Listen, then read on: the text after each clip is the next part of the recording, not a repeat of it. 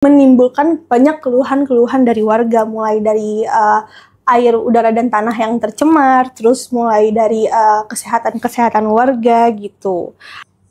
Di puskesmas, tapi gejala-gejala semacam sesak nafas dan lain-lain itu kayaknya sudah saya rasakan karena jarak antara rumah saya dengan kemudian kabel sutet itu yang radiasi tinggi itu tidak jauh dari rumah saya.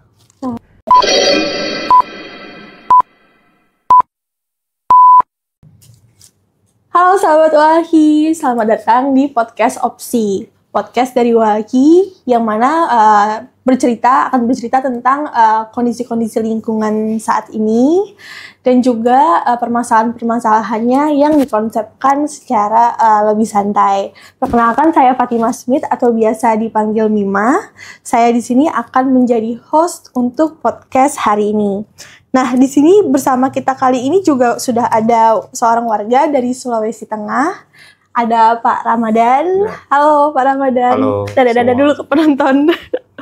Ya, di podcast kali ini kita akan mendengar cerita dari Pak Ramadan tentang baik itu cerita tentang pribadinya, juga tentang warga-warga yang hidup di Sulawesi Tengah gitu. Jadi seperti yang kita tahu teman-teman, beberapa tahun terakhir ini Sulawesi Tengah berubah menjadi pusat nikel nasional gitu,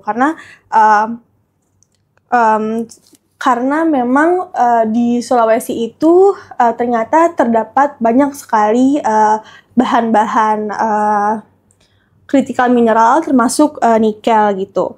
Nah, semua ini adalah bagian dari proyek besar yang katanya akan membawa Indonesia jauh lebih maju, termasuk memperbanyak kendaraan listrik gitu ya Pak. Tapi industri ini tidak bisa jalan tanpa energi besar. Nah, industri-industri ini juga membutuhkan energi, dan ada juga PLTU captive yang mana adalah pembangkit listrik tenaga uap berbahan batu bara yang dibangun khusus untuk menyuplai pabrik itu, bukan untuk warga. Nah, masalahnya keberadaan PLTU dan smelter nikel ini mulai menimbulkan banyak keluhan-keluhan dari warga, mulai dari air, udara, dan tanah yang tercemar, terus mulai dari kesehatan warga gitu. Nah, hari ini kita sudah kedatangan narasumber yang mana akan kita gali lagi nih lebih dalam tentang cerita-cerita warga dan cerita-cerita tentang dampak dari industri besar ini. Baik. Mungkin Pak Ramadan bisa memperkenalkan diri dulu, termasuk asal daerahnya dari daerah mana, mungkin landscape daerahnya juga bisa dijelaskan. Oke, baik. Terima kasih. Halo sahabat Walhi. Salam lestari. Perkenalkan, saya Ramadan, asal daerah Provinsi Sulawesi Tengah, tepatnya di Kabupaten Morowali, Kecamatan Bungku Barat, Desa Ambun. Jadi seperti tadi yang dipaparkan oleh host kita, bahwa Sulawesi Tengah menjadi kawasan yang sangat strategis hari ini, menjadi bahkan sudah menjadi objek vital nasional terkait program nasional soal hilirisasi kawasan industri, baik pengolahan sumber daya alamnya yaitu nikel. Tentu dalam prospek ke depan kami melihat ada cita-cita negara untuk mensukseskan mobil listrik, kemudian dan lain-lain. Hari ini saya sedikit coba akan menjelaskan bagaimana apa dan seperti apa kondisi yang ada hari ini di Kabupaten Morowali. Yeah. Jadi di Kabupaten Morowali ini ada beberapa wilayah, kecamatan yang hari ini sudah menjadi kawasan industri. Yang paling terkenal itu kan sebenarnya IMIP, ya. IMIP, Indonesia Morowali Industrial Park, yang ada di Kecamatan Bahodopi. Nah, saya hari ini lebih spesifik membahas kawasan industri yang ada di desa saya, yaitu PT IHIP, atau lebih dikenal dengan BTIIG. IHIP ini singkatan dari Indonesia Huabao Industrial Park, atau BTIIG, Bosuo Taman Industri Investment Group. Jadi perusahaan ini sudah mulai beroperasi di tahun 2022, mulai berproduksi. Tentunya kami sebagai warga Morowali pada saat itu sangat memberikan apa istilahnya ruang juga ke investasi yang akan masuk, dengan harapan hadirnya investasi-investasi ini mampu memberikan perubahan secara ekonomi dan keberlanjutan hidup bagi masyarakat yang ada di Kabupaten Morowali, khususnya di desa saya. Akan tetapi dalam proses perjalanannya, apa yang dilakukan oleh PT IHIP banyak mendapat reaksi yang negatif dari masyarakat, khususnya dalam hal lingkungannya, kemudian soal penyerobotan lahannya, kemudian ada kriminalisasinya, selanjutnya ada lingkungan yang kira-kira membuat mata pencaharian warga itu terganggu. Kalau boleh tahu Pak, dulu itu sebelum adanya industrial park ini, apa sih Pak pekerjaan utama warga dan mungkin pekerjaan Bapak juga gitu? Terus apa nih dampaknya? Apakah ada hal-hal atau pekerjaan-pekerjaan yang tidak bisa dilanjutkan karena ada industrial park ini, atau apa aja nih yang membuat warga jadi semakin merugi gitu? Ya, awalnya di desa kami, khususnya di desa Ambunu, sebenarnya ada 3 desa yang menjadi desa yang terdampak langsung. Desa Ambunu, Desa Tondo, dan Desa Topogaro. Saya mungkin lebih spesifik ke Desa Ambunu ya, sebagai desa saya. Di sana awalnya mata pencaharian masyarakat di sana lebih umumnya ke pertanian sawit, kemudian nelayan, serta wira swasta sih. Tapi lebih mayoritas ke petani sawit. Nah, pasca masuknya PT IHIP, pemerintah daerah tentu hadir pada saat itu melakukan sosialisasi akan hadirnya kawasan industri ini, dan dalam proses ganti rugi lahannya yang dilakukan oleh PT IHIP dan juga disupport oleh pemerintah daerah pada saat itu, kebanyakan masyarakat petani sawit ini mungkin ya dengan iming-iming harga yang cukup fantastis, sehingga petani-petani sawit, kemudian para nelayan mau menyerahkan lahannya untuk dibebaskan oleh PT IHIP.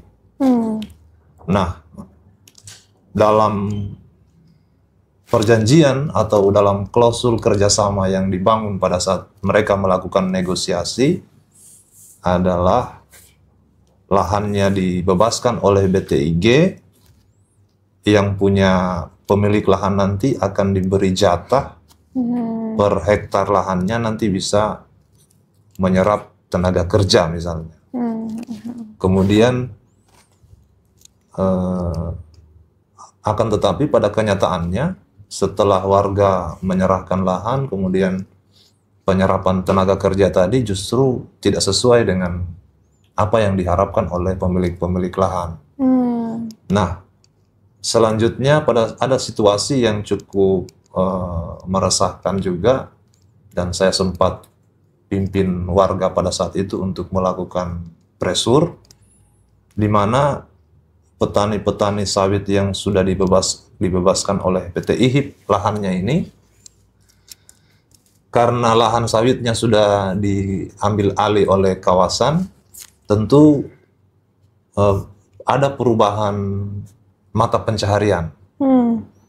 Karena lahan sawit sudah diserahkan nih ke PT IHIP. Dengan harapan mungkin dari nilai, apa istilahnya kalau di sana, ganti untung ya, ganti rugi untung. Kebun sawit tersebut, mereka beralih profesi menjadi wira swasta, kemudian membangun usaha kos-kosan. Nah, kos-kosan. Yang menjadi miris adalah harapannya petani sawit ini yang sudah menyerahkan lahannya ini, dengan dia membangun dari hasil jual beli lahannya ini, dia bangunkan kos untuk bisa hidup dari usaha-usaha itu. Akan tetapi apa yang dilakukan oleh PT IHIP, di PT IHIP ada kewajiban bagi setiap karyawan untuk tinggal di mes. Jadi warga yang membangun kos-kosan juga nggak jalan kosnya, karena ada aturan yang diwajibkan oleh PT IHIP pada saat karyawan akan teken kontrak untuk bekerja di kawasan, mereka diwajibkan untuk tinggal di mes yang disiapkan oleh PT IHIP. Nah, ini juga menjadi salah satu poin yang kemarin kami berjuang untuk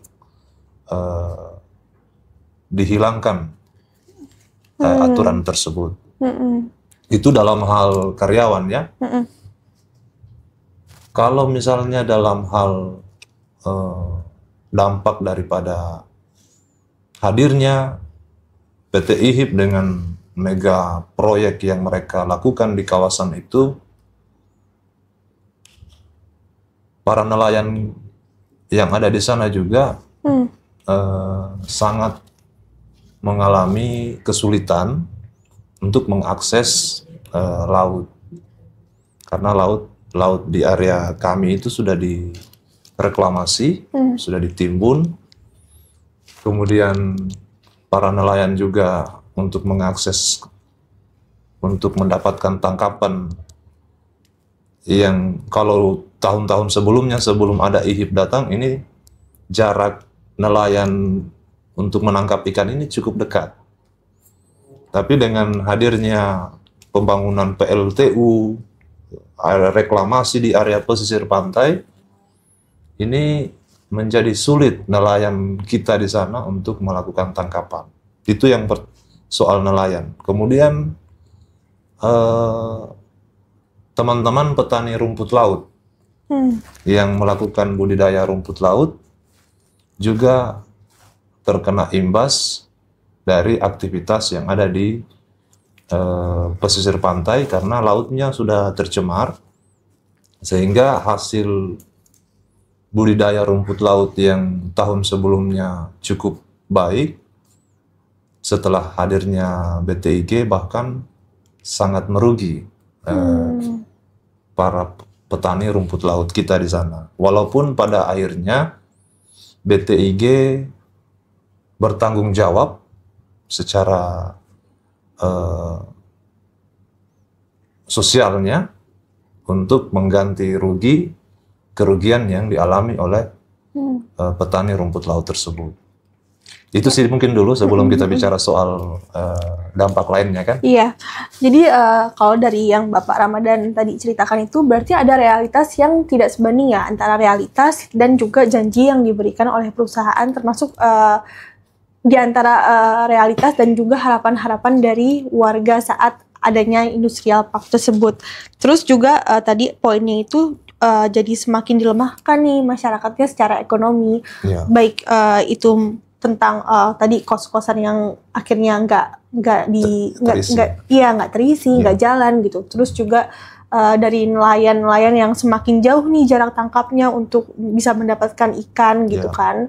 Terus juga tadi disebutkan juga petani rumput laut. Nah, kalau terkait dampak terkait lingkungan dan kesehatannya bagaimana Pak? Misalnya tadi kan kayak disebutkan tuh petani rumput laut itu makin susah. Apakah itu ada hubungannya dengan pencemaran? Termasuk juga yang tadi jarak tangkap ikan yang semakin jauh itu, apakah itu gara-gara pencemaran yang terjadi atau gimana? Ada hubungannya nggak? Itu sangat berhubungan karena dari segi akses nelayan ke laut itu sudah sangat sulit. Kemudian jarak tangkapnya juga karena di perairan laut area kawasan itu di laut itu sudah kapal-kapal besar, kapal tongkang yang muat batu bara, yang muat or, muat barang-barang konstruksi yang sandar di pelabuhan itu sangat banyak Mbak di area laut itu. Dan yang menjadi problem juga soal dengan adanya reklamasi pantai dan kita mengindikasi ada pembuangan limbah dari aktivitas industri ini yang dibuang ke laut ditambah dengan reklamasi pantai, ya ini yang menyebabkan pencemaran sehingga petani rumput laut kita di Kecamatan Bungku Barat dan sebagian Kecamatan Bumi Raya itu tidak bisa lagi mendapatkan hasil seperti yang sebelum-sebelumnya. Kira-kira itu mungkin dari segi tadi saya baru bicara soal yang pemilik lahan, kemudian nelayan. Nah, kalau soal polusi tadi itu dampak kesehatannya keluarga itu gimana, Pak? Jadi saya coba menjelaskan, Mbak ya. Jarak antara rumah saya dengan PLTU itu kurang lebih 100 meter. Dekat banget ya, Pak? Dekat sekali. Dekat sekali. Jadi belum lagi aktivitas smelter ini yang memproduksi nikelnya.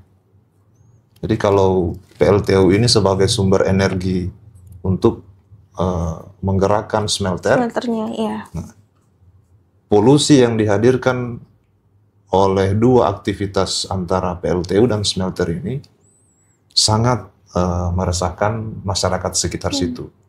Dulu pernah ada wacana untuk melakukan relokasi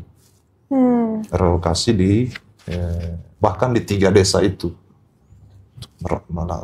ada wacana untuk relokasi, akan tetapi sebagian warga juga kan ada yang menolak. Tapi kalau misalnya hari ini dengan kondisi yang ada hari ini, jika ditanyakan ke masyarakat 3 desa itu apakah perlu untuk dilakukan relokasi dengan kondisi yang ada hari ini, saya meyakini mereka pasti demi untuk kesehatan pasti ingin untuk bisa keluar dari kawasan itu karena sudah terjepit sekali, Mbak. Masyarakat pemukiman di tengah, PLTU di laut, di atas ada smelter. Nah, apa yang kemudian ditimbulkan daripada polusi-polusi yang ada ini? Data yang kami temukan di puskesmas terdekat, puskesmas Wosu, puskesmas Desa Bahonsuai, tahun 2023 kurang lebih 1.000 lebih masyarakat Kecamatan Bungku Barat itu terinfeksi infeksi saluran pernapasan akut, ISPA. itu tahun 2023. PT IHIP beroperasi di tahun 2022. Kita belum cek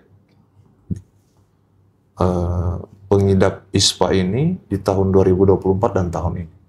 Kami meyakini angkanya akan sangat meningkat, bahkan peningkatannya sangat besar, karena polusi-polusi yang hari ini semakin meresahkan masyarakat itu sudah sangat mengkhawatirkan.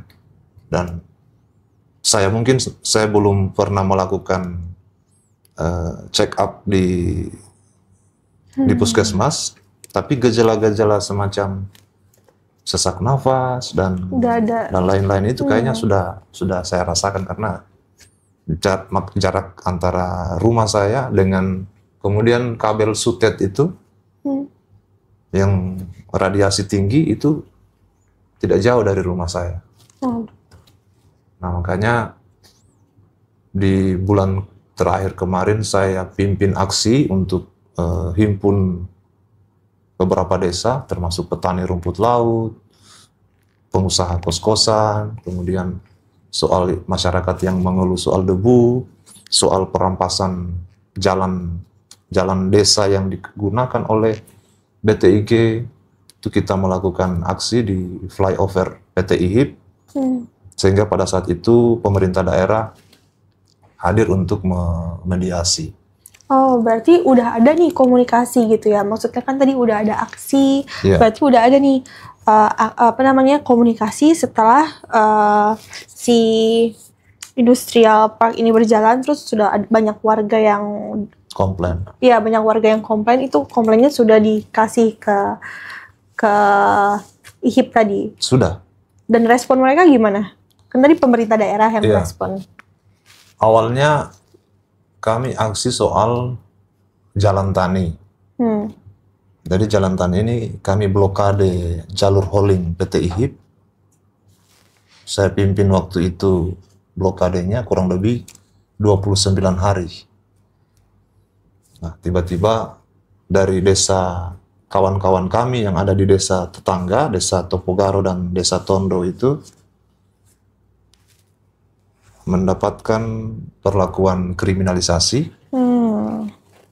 Kemudian bahkan sudah terlapor, sampai hari ini sudah berproses di pengadilan negeri Poso. Nah, sebenarnya kemarin putusannya, tapi menurut informasi kami dapat putusannya di pending. Oh, pending. Ya, pending. Saya juga bersama teman-teman lainnya, ada lima kawan kami, termasuk orang tua kami, ada Pak Makmur MS, ada Muhammad Rais Rabi, ada Riviana, ada Hasrun, dan saya sendiri itu sudah terlapor di Polda Sulteng. Dalam hal kami melakukan perjuangan atas hak-hak yang harusnya didapatkan oleh masyarakat lingkar industri. Nah, sebelum ke sini, sebelum ke Jakarta, kami sudah pernah ada mediasi dengan Bupati Morowali.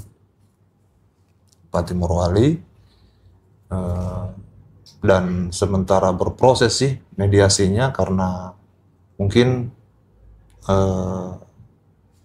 antara pimpinan PT IHIP dan pemerintah daerah lagi merumuskan proses-proses solusi yang akan diambil. Baik. Jadi penyampaian pendapat tadi itu tidak serta-merta terus tidak ada tekanan gitu, justru banyak tekanan, termasuk kriminalisasi itu tadi ya Pak.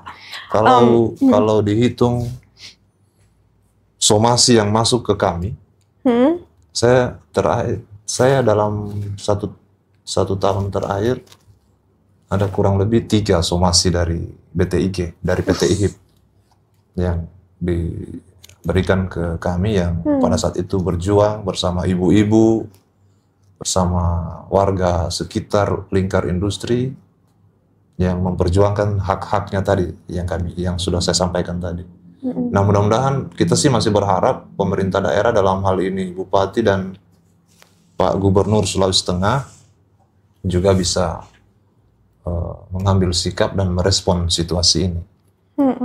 Kira-kira begitu. 2 hari yang lalu itu kan Pak Ramadan dan teman-teman ke Jakarta terus bertemu dengan Menteri ESDM. Ya. Nah, itu apa-apa aja Pak yang sudah disampaikan ke Menteri, ke pihak Kementerian ESDM, terus responnya mereka bagaimana? Ya, yang pertama kami dialog ya, konsultasi ke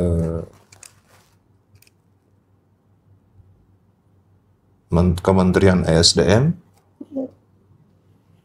Dalam hal ini yang temui kami pada saat itu kayaknya bidang kelistrikan, yang juga kami anggap mereka juga kan tidak bisa mengambil keputusan yang final pada saat itu. Nah, akan tetapi poin-poin yang disampaikan teman-teman yang melakukan audiens dengan kementerian kemarin adalah bagaimana berupaya untuk membangun tatanan kawasan industri untuk menggunakan energi terbarukan. Jadi kalau yang selama ini kan PLTU ini menggunakan batu bara ya. Dan PLTU captive ini jelas sangat mengancam kesehatan masyarakat, sehingga kemarin juga di perindustrian kita menyampaikan untuk bahkan sampai pada penyampaian untuk melakukan judicial review ke Mahkamah Konstitusi, Mahkamah Agung kalau saya tidak salah ya, yang menangani Mahkamah Agung soal perubahan penggunaan energi terbarukan ini. Seperti itu kemarin sih. Saya juga sedikit menceritakan soal kondisi-kondisi yang kami alami di sana ke kementerian. Diceritakan berarti yang soal-soal kondisi. Baik. Kalau misalnya Bapak bisa menyampaikan pesan gitu, siapa tahu ada pemerintah yang nonton kan. Ya. Apa Pak yang mau disampaikan? Yang pertama mungkin kepada Pak Bupati Kabupaten Morowali, tolonglah Pak Bupati bisa melihat situasi yang ada di daerah kita. Saya juga percaya dan meyakini, bahkan kemarin kita sudah melakukan dialog juga, saya melihat ada semangat dan spirit yang lahir dari Bupati kita yang baru ini untuk bagaimana menjaga daerah kita. Kita tidak alergi soal investasi. Kita juga dengan hadirnya investasi tentu ada kepentingan negara di dalam. Akan tetapi yang kita harapkan adalah dengan hadirnya investasi ini juga tidak memandang sebelah mata soal hak-hak masyarakat dan keberlanjutan lingkungan kita yang ada di Morowali. Berikutnya juga pada Pak Gubernur Sulawesi Tengah, Kakanda Anwar Hafid, saya secara pribadi kemarin mengapresiasi penolakan soal rencana pembangunan Intek di Bendungan Karaupa yang rencana PT IHIP akan menggunakan air dari bendungan itu, dan Pak Gubernur tegas menolak soal itu. Kami juga berharap mudah-mudahan poin-poin yang kami sampaikan soal keluhan-keluhan masyarakat terkait polusi, PLTU, smelter, dan hak-hak lainnya dari masyarakat lingkar industri bisa sepenuhnya direspon dan diambil langkah-langkah untuk mencarikan solusi pada masyarakat di lingkar industri. Saya pikir demikian, Mbak. Baik, jadi Pak, sebentar lagi itu nanti tanggal 5 Juni itu kan akan ada Hari Lingkungan Hidup. Nah, harapan Bapak untuk ruang hidup dan lingkungan yang paling diharapkan itu apa? Yang diharapkan di Kabupaten Morowali khususnya ya, dan umumnya dan khususnya di Kecamatan Lugu Barat, sebenarnya kita mengharapkan agar kawasan industri ini lebih menggunakan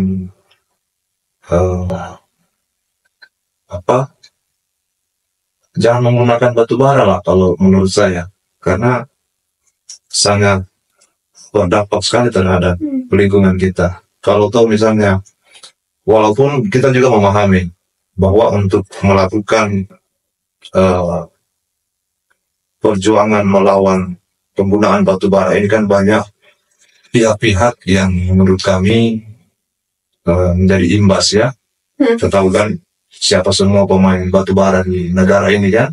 Itu, tapi satu hal, ketika misalnya kita punya cita-cita bersama untuk menjaga lingkungan kita, sebaiknya kawasan industri kita bisa menggunakan sumber energi terbarukan, mungkin pembangkit listrik tenaga surya atau seperti apa yang lebih ramah lingkungan, sehingga juga investasi bisa berjalan, lingkungan juga bisa sehat. Karena kami sebagai masyarakat dan kita semua sebagai masyarakat punya hak untuk mendapatkan kehidupan yang sehat, itu termuat dalam hak asasi manusia ya. Kira-kira itu sih yang bisa kami sampaikan. Teman-teman sahabat Walhi, demikian podcast kali ini. Apa yang kita dengar hari ini itu adalah pengingat juga bagi kita bahwa pembangunan itu tidak hanya soal profit ekonomi semata, namun juga soal ruang hidup ya Pak, soal kesehatan, soal keberlanjutan, lingkungan yang berkelanjutan gitu. Dan suara warga yang hidup di sekitar tadi PT IHIP dan warga yang lainnya yang tersebar di Indonesia itu tidak boleh diabaikan. Bahwa pemulihan lingkungan ini hanya bisa terjadi dengan pemulihan juga pada hak-hak warga atas lingkungan hidup yang sehat. Tadi seperti yang Pak Ramadan bilang, warga itu tidak anti dengan investasi, tapi investasi yang seperti apa? Harus investasi yang berkeadilan begitu. Nah, saya juga mau mengutip kutipan dari Vandana Shiva. It's not an investment if it's destroying the planet. Jadi investasi itu pada makna sesungguhnya adalah untuk melanjutkan hidup, bukan untuk menghancurkan ruang hidup. Terima kasih teman-teman sahabat Walhi yang menonton podcast Opsi kali ini. Saya cukupkan. Terima kasih Pak Ramadan sudah mau menjadi narasumber untuk podcast kali ini. Ya. Terima kasih. Oke, makasih Pak Ramadan. Salam adil dan lestari.